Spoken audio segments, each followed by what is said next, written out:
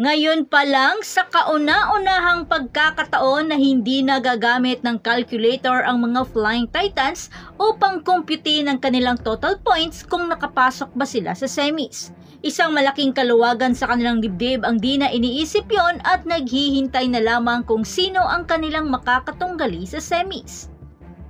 Kaya ngayong nakuha na nila ng mas maaga ang pangalawang pwesto, ang tanong, maitatawid kaya nila ang kupunan hanggang finals?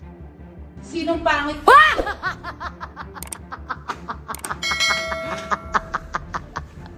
Pangit pala. Usually kasi pag nilinig ko na. Ang Flying Titans ay hindi na umaasa sa record ng ibang kupunan upang malaman kung sila ba ay nakapasok sa semis. Alam nyo bang ang Choco Mucho ay nananatiling nasa ikapitong pwesto sa 4 na sunod-sunod na komperensya? Pero sa pagkakataong ito, ninanamnam na ng team captain na si Bea De Leon at ng Ubi Girls ang tamis ng pagbabalik sa semifinals ng PVL Second All-Filipino Conference.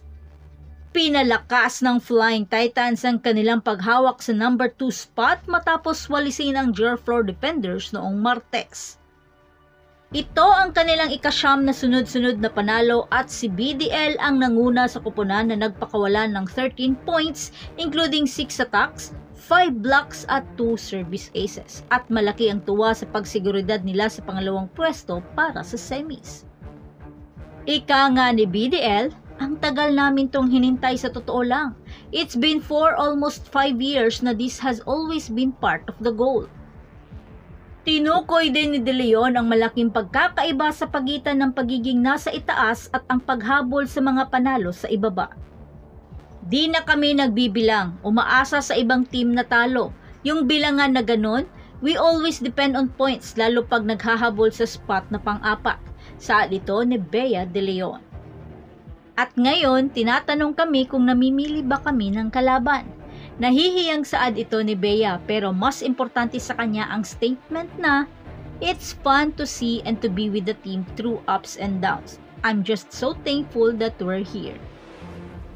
2 beses nang nakapasok sa semifinals ang Flying Titans, parehong noong 2021 at 2022 Open Conference. Ngunit nabigo silang makakuha ng podium finish sa parehong pagkakataon. At magkakaroon pa sila ng isa pang laban ngayong conference sa pagtatapos ng preliminary sa Sabado laban sa Cherry-Tigo Crossovers na gaganapin sa Iloilo. Ikaw, sino sa palagay mo ang makakakuha ng panalo? Ang crossover o ang Flying Titans? So that's it. Thanks for supporting this channel and please don't forget to like and subscribe and spike the notification bell para lagi kang updated sa mga volleyball ganap. And thanks for watching.